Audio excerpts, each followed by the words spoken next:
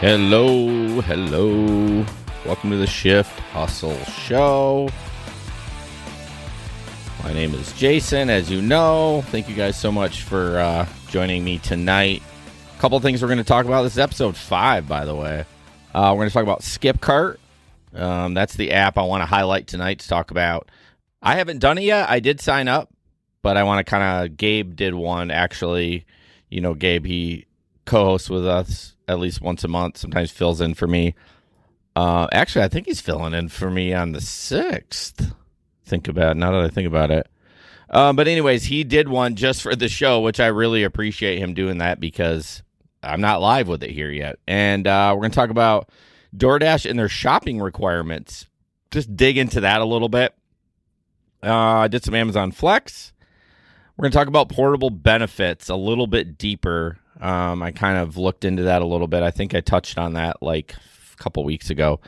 And then why DoorDash is pushing those portable benefits. So, all right, let's get right into it. Got a comment here. Bubba Sue, I've been on the waiting list for like 6 months. I don't know what. I think I ended up like, because I wanted to highlight an app, you know, per week, just kind of like something new. And I saw Skipcart, and I think I definitely had heard of it. So I was like, oh, look, sign up. Oh shit, it is live in Grand Rapids. But I think I am technically still on the waiting list. So 6 months is a long time if they're in your area. I mean, Gabe's like I don't know, maybe like 2 hours from me. So it's not like, you know, it's in a different state or anything, but so Skipcart basically is an on-demand delivery service. I dug into it a little bit more. I thought it was more food, but they're basically the last mile delivery service. So they do food, they do, you know, excuse me, I'm drinking a beer again. You know how that happens. They do grocery, they retail, pharmaceuticals, food and beverage, obviously. It says electronics.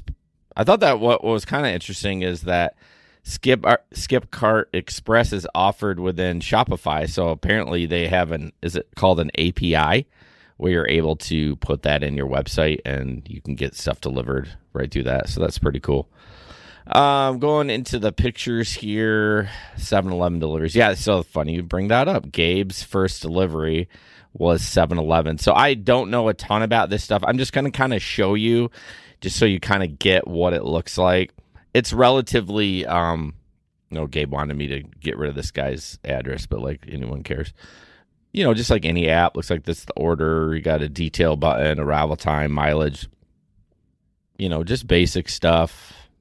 Proof of delivery, retake the photo, It looks relatively easy.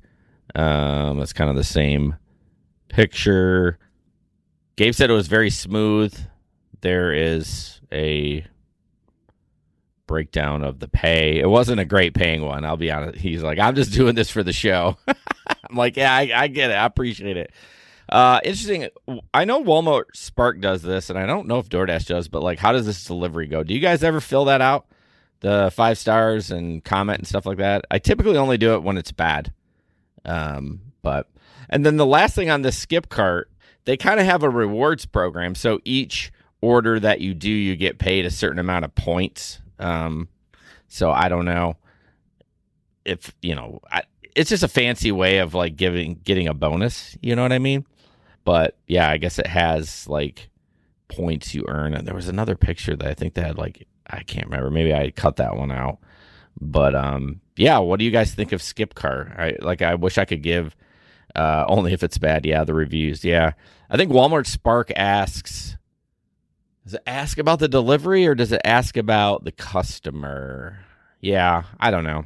I can't remember. But yeah, I only fill them out when it's bad. It's like, especially when I'm really trying to get orders and I want to be like, let's go. I typically just skip past it. I don't fill it out. So let me know about Skipcart if it's good in your market. Like Bubba Sue said, a lot of 7-Eleven deliveries, who owns Speedway too. So Speedway 7-Eleven deliveries. Again, if the price is right, I'm going to take it. I don't think it's anything crazier than any other app out there. They say they cover 37 states. clicked on, let's see, the driver, just kind of see if there was anything. Yeah, nothing really out of this world as far as different from any other app. So they do catering too, but it's always good to just add another app into your repertoire, just so that you know, who knows, it might be great in your market. You just never know. So usually when stuff joins, as you know, most gig workers know, that multi-app, usually when the app comes to your area, it's pretty good. Man, has it been slow. And that kind of leads into my Amazon Flex. I started back with Amazon Flex. So earlier last week, I went out, you know, trying to make some money, and it is just painfully slow. I mean, painfully slow. The spark is slow. I mean, I got DoorDash on. I got Grubhub. Not Grubhub.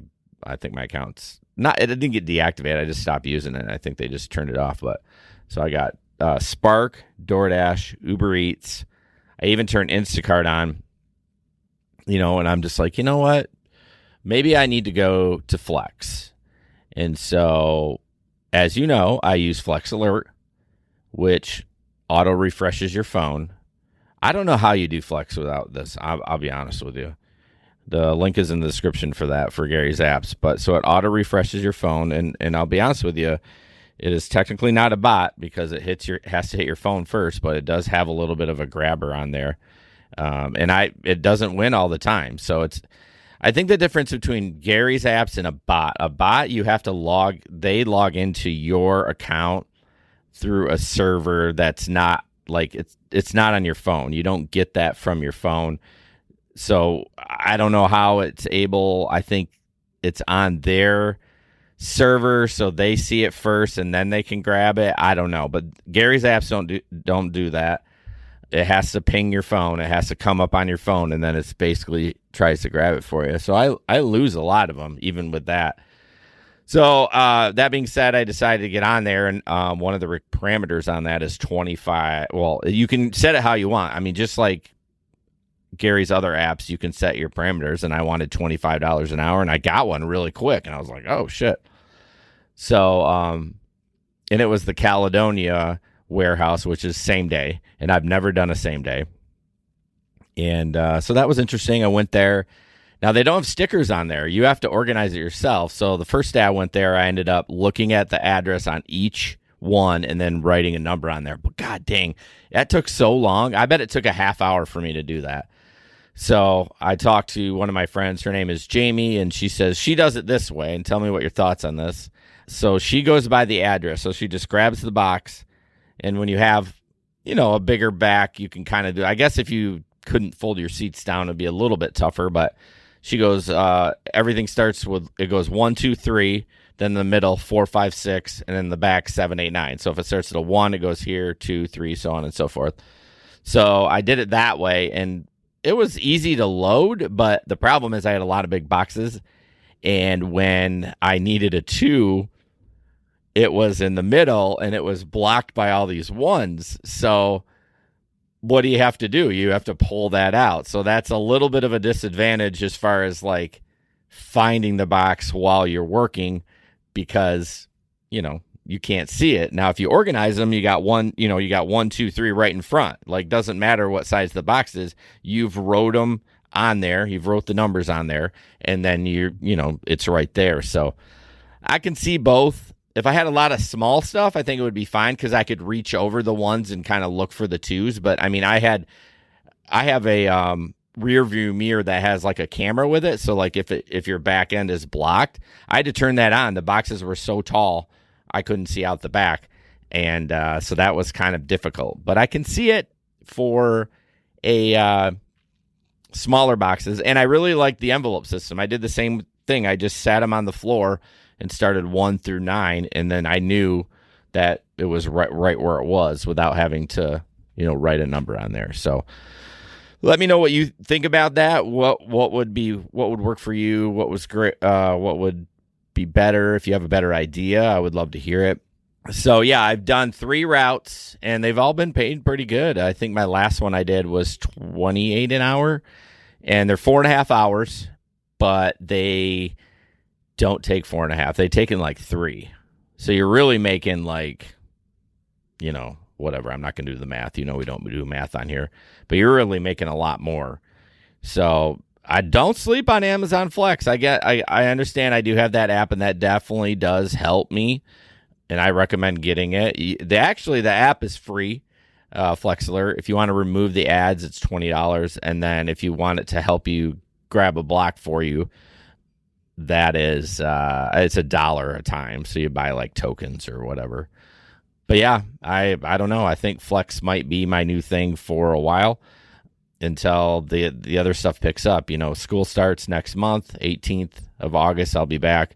So I won't be doing as much gig work, but except on the weekends. But Traveler loves Flex. I love Flex too, man. I mean, it's very autonomous, and you really don't talk to a lot of people, and you just kind of do your own thing. And yeah, it's almost even better than food delivery for me, because food delivery, there's waiting, and that's annoying. You know what I mean? But you kind of just do your thing when you're doing Flex, and you're just tearing it up through the street. Not literally tearing it up, but just doing your thing. And thankfully, what was the first one I got? Oh, I had Lowell. Well, this doesn't matter for y'all are staters, but I had Lowell, and then I did Rockford 2 days in a row. So, but I had to look back as I talked to my friend Jamie. I hadn't done a Flex route this whole year. I went back. The last time I got paid was December 2. So it had been a long bit. So I'm kind of mad I slept on it a little bit, because last week was slow, but I mean, it has been slow as the summer has gone on. So check out Gary's apps and Amazon Flex. Don't sleep on that. Okay, so DoorDash shopping. I think there's a misconception out there about DoorDash shopping, and if you need to be... Okay, so forgive me on the terms. If a platinum dasher, is it platinum now? Is it fucking... yeah, get the job done, move on. Yeah, exactly. You don't have to fuck with anything, which is nice. As long as the app works good. You don't have to deal with customer service. So there's no top dasher anymore. It's like platinum dasher. But I think what a lot of people are getting confused with DoorDash and shopping is you do not need to be a Bubba Sue platinum. You do not need to be a platinum driver to do shops. Now, can you be a better shopper and get more shops? Well, of course you can. And here we go. This is mine. Okay, so get paid more as a pro shopper. So they have their own statistics inside of the app under ratings and rewards. These numbers are low for me, and I'm shocked by this, but original item found. So so here are the things that you need to be at. And I don't know the exact, I looked in them a little bit before I started the show, but you have to have a certain amount of lifetime shopping orders. I have 75, but I don't know what the limit is, or what the threshold. Items that were wrong or missing, I'm good there. Items with quality issue, good there. Substance issues, good there. Total items found, 93%. They want you above 99%. What's kind of bullshit about this, though, is that doesn't affect you. Like, just because I can't find it doesn't mean it's not there. No, that would be my problem. Reverse that. If it's not there, like, I can't do anything about it. And then original items found, try to stay above 92. I'm at 83%. So, I don't know. I kind of think that's pretty strict for to be that pro dasher, I guess, because some of that is out of your control. But this is awesome, because let me show you Gabe's. His is better than mine, but he's not even. Let's see this one. Why is it not doing it? There we go. He's at 5 out of 6. So his total item found, they want to be 99. He's at 98. So I don't know. I think a lot of it depends on the stores you're shopping at. Like, I think there's probably certain stores you want to not shop at, right? I could bet you Dollar General is shitty at like having everything in stock. So yeah, Gabe's doing good. We're all he's got 479 lifetime, but we're all the same, except he's got 93% on original item found. I'm 83. But like I said, I don't know. I don't think I can really control that. Yeah, I know. Yeah, it definitely does say that you do get paid more. What did it say? offers paying up to 30% more. Yeah, I don't, and it doesn't, you can cherry pick those too. You just got to make sure they're good. And I think, honestly, I think you would kind of shoot yourself if you did big orders, like big shops, because I think you had more opportunity to miss items and sub and stuff like that. But I'm trying to think a couple, I definitely wouldn't want to do Dollar General. Meijer seems to be great. I do most of mine at Meijer. I can't, and maybe Family Fare. I think that's a regional chain for us. It's like a Kroger. Well, I don't know if it's like a Kroger. I think Meijer is like Kroger. Family Fare is a little bit more expensive. They're smaller stores. I don't know, but yeah. So don't sleep on shopping. I know Maureen from Mo Side Hustles, she kind of don't want to do it, but I mean, if you can make more and you kind of like flex, you kind of control your own destiny a little bit. It's like how fast you shop. You're doing the best you can. You're not waiting on a restaurant. You know what I mean? So I think that's what attracts me to that shopping as well, is just being like, quote unquote, under, not your own boss, but like you're in control of whatever's happening. Same for like Spark. Sometimes you get a pickup order and you might sit there a half hour, even you might sit there 20 minutes before you even are able to even go to fucking pick it up. They send them out so early, but when you're shopping, you go there right away and you can knock it out. So check that out. What else did sorry, I got distracted. Let's just talk about the portable benefits. That's about all I got left for tonight. So I know I talked about it before. I got an email, I don't know, a couple weeks ago from DoorDash. And I'm just going to read it. I did use ChatGPT, and this is just, it's great. It organizes shit so well. Like, I freaking love it. But a lot of companies, I shouldn't say a lot of, DoorDash is pushing these portable benefits. And I think Bubba Sue had comment on that too. It's like, why are they pushing it? And I wanted to dig in more. I mean, why they are pushing it. So just a definition of portable benefits, which I didn't even know this was a thing, or maybe they create it for gig work. But anyways, portable benefits are job-related benefits like health insurance, retirement savings, PTO, or workman's comp that are not tied to a single employer. Instead, they follow the worker from job to job or gig to gig.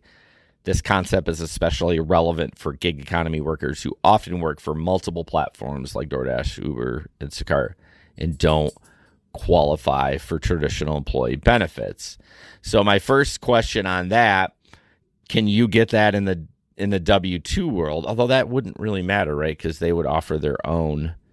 So it must be, I would like to know, see, this is where I should be chat GBTing this while I'm talking, is like, was this here before gig workers? So why DoorDash is pushing portable benefits? They're protecting their independent contractor model. So DoorDash classifies its drivers as independent contractors and employees. If gig workers were reclassified, they would be required to provide full employment benefits. So that's why they're pushing it. Like, makes sense. They're trying to advocate for a like middle ground solution, like supporting them, but keeping them independent contractors. So it's shared responsibility across all platforms. But I wonder how that's going to work. Like, I mean, they can do whatever they want, right? They're a technology company. They can figure it out. But if you do one Uber Eats delivery that was like 20 minutes, how much of the benefits, like, how does that work for benefits? Like, let's say I did one Uber Eats for the entire week and then the rest DoorDash. Like, I'd be curious to know how they break that down. Now, this is where you may disagree with me. I think this is good. I really do think this is good. I think it doesn't get us as employers, and we've always talked about, I've always said I want to be an independent contractor. Yeah, you can handle your own benefits, traveler, but paid time off, all that other stuff. I want to be an independent contractor, but I don't want to be a W-2. I don't want to lose that flexibility. That's the bottom line, is the flexibility. Like, I did flex for a couple of days, and now I didn't work today. I'm not going to work tomorrow. No one's calling me. No one's, dinging me because I didn't show up. But you guys say you want to handle your own benefits, but if you could have it one way or the other, if you were forced to, wouldn't you want it this way over the other way? I don't know. It is interesting, though. Prop 22 might be a little bit better as I think about it, because they just give you money. Then you can do with it what you want, right? You can buy your own benefits, or you can save it for paid time off. Or, well, you said no, but I said, would you rather have, or maybe, would you rather have it, as an employee? Or I see what you're saying. Yeah, you don't want any of them. Well, we may not have a choice. So that's why it's super important if that stuff comes up on the ballot or whatever. That we get out there and vote for that stuff. Yeah, DoorDash is calling for state-level legislation to create portable benefit funds. They have also supported pilot programs and partnerships to test models where gig workers get stipends, which is kind of like Prop 22 for health or retirement benefits. But, yeah, I mean, we gotta separate that this is coming from DoorDash, because, like, this is out there. Stop. My dog is licking my leg. Do you have dogs and they lick your legs or lick your hands or whatever, and you're like, oh, that's fine, and then all of a sudden it gets too much? You think 3 states already have this? All right, well, let's ask.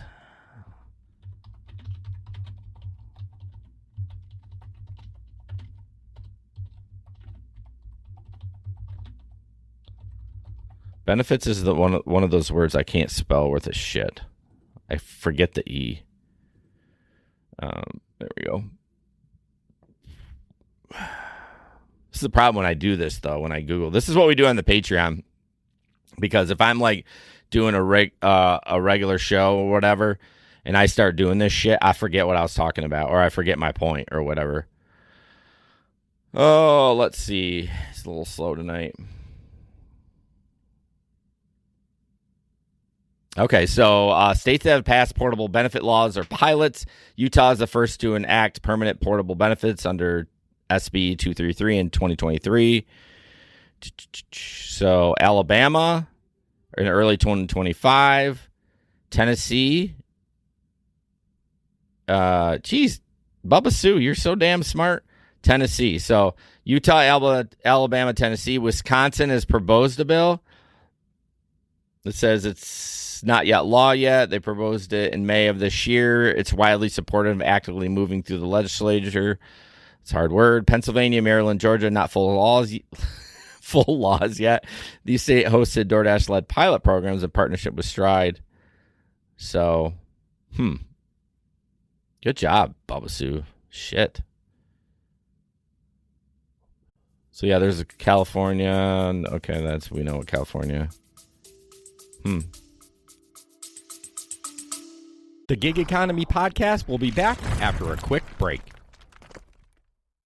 Should I be excited or afraid of AI? The answer is yes. It's both. Things are going to look so different in the next couple years. You will not be ready for the disruptions that are going to come. I'm Jeff Nielsen, host of Digital Disruption, the go-to podcast for technology leaders. Our generation's conflict, I think, is going to be emotional, not economic. The companies that are going to win are the ones that have a couple of characteristics. Stay ahead of the curve with Digital Disruption. Available now on your favorite podcast platform. So, yeah, Utah was, like, first on the bandwagon. Sorry, I'm reading. I know it's super boring. Yeah. I'm surprised Michigan has not done this. Although I want to say it's kind of a left-leaning thing. And some of these states on here are, but Tennessee sure isn't. Alabama sure isn't. Maryland, Georgia sure isn't. I don't know. I know you guys are going to disagree with me, but I don't know. If I could do the same work and get other stuff, like, why wouldn't you do that? What are y'all's worry about not being, if that did happen? Let's just stick to the portable benefit stuff. What would be your, like, what would your worry be that what would happen if that did get passed in your state? Let me go back down here a little bit. So, Bubba Sue, New Jersey, introduced proposals to create a portable benefit. We needed to say PBS for service counselors, though not enacted yet. So you're on there. I don't know if that's going to be a thing for you. But nothing else on the books for Michigan. Let's see. Utah, Tennessee, Alabama, Wisconsin, Pennsylvania. I don't know if I know anyone. I know a few. Obviously, California. I don't know. Well, Jiminy is in Massachusetts. So, yeah, it's coming. It's coming down the pike. Is it okay? Is it coming down the pipe? Pipe. I did that just so you heard me. Or coming down the pike. Pike. You can tailor your own benefits, but you didn't answer my question. Pipe. Is it pipe? You didn't answer my question, though. If everything stayed the same and you got more money, what would be the problem with that? In Bubba Sue, New Jersey's trying to push through very bad luck. Yeah, I don't know what it says because, you feel like a lot of this shit. It says, oh, this is this. But then they have all the other bullshit along with it, right? What do they call that? The pig or the pork? The fat or whatever. That's what I freaking hate about when they pass stuff like this. It just pisses me off. Insurance costs more through portable benefits. Well, here's the thing. That's why I kind of like the Prop 22, right? Because they just give you, could be like, damn it, traveler. They just give you the money and you can do whatever you want with it. And that's like, okay, I can tailor my own benefits to my own needs. That's perfect, right? Tailoring my own benefits to my own needs. Hey, Katie on TikTok. Appreciate you. Okay, we're having a big discussion on if it's, oh shit, what was the coming down the pike or coming down the pipe? I know I can Google it, but Ultra says Advantage mode was introduced to my market this week. I'm currently in Advantage mode and have seen a huge.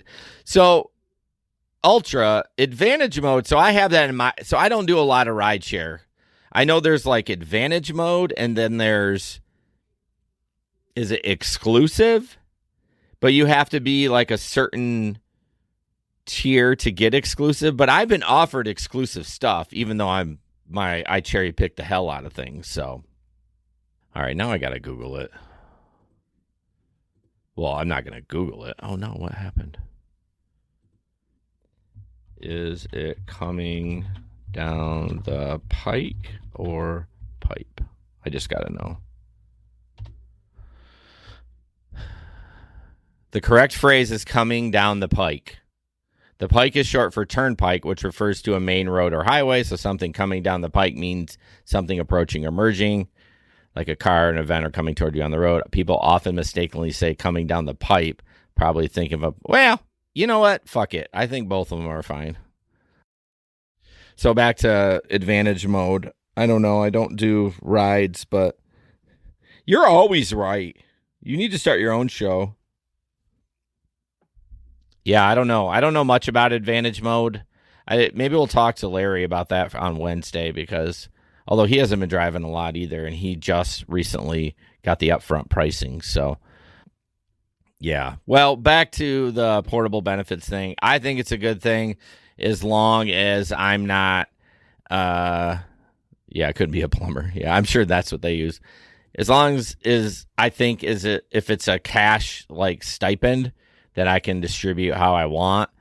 But that's the thing. How many people actually do what you're supposed to do, right? If you get an extra $500 for the month, you should put that aside for a rainy day, or you should buy benefits with it. Or, that's the thing. I don't need benefits. I either have benefits for my W-2, but currently I don't take them. And my wife, I'm on my wife's plan. But it would be nice to have some of that money to put away on a rainy day fund. But that's just me. So sounds like everyone in here is against it, which is fine. That's totally fine. I would have to see more details on it too. Like Bubba Sue said, it's bad legislation. Well, if there's a bunch of other terrible stuff involved with just pushing that through, I don't think it's very good for anybody. So yeah, so that's all I got, and appreciate you guys. Talk to Steve. Steve is so busy, and he's under the weather, and yeah, I cannot keep up with Steve. I don't know how he manages every day. Maybe that's why he's under the weather. He burned himself out, but I do need to get him on the show. We had him on, God, when did we have him on? Oh, we had him on like a couple months ago when we were talking about the Colorado, the shit over there, but which I never even heard the end of. I'm so far behind in his podcast too. I'm like 6 episodes behind. So I need to get on top of that. But, well, thank you guys for joining the show, the Shift Hustle Show, episode 5, where we help you navigate. Oh, no, we help you own the hustle. Where I help you own the hustle and navigate the plot twist. Appreciate you guys, Bubba Sue, Ultra, and Traveler chiming in. I really enjoy doing this now that I have a little bit more interaction, so I'm able to bounce things off things. I feel like if there was nobody in here, I wouldn't be able to talk, or I would be able to talk, but I would just squirrel out. So I appreciate you guys so much. We'll see you on Wednesday at 7 p.m. Eastern for the gig economy news. And have a safe and profitable night. Talk to you later. Bye.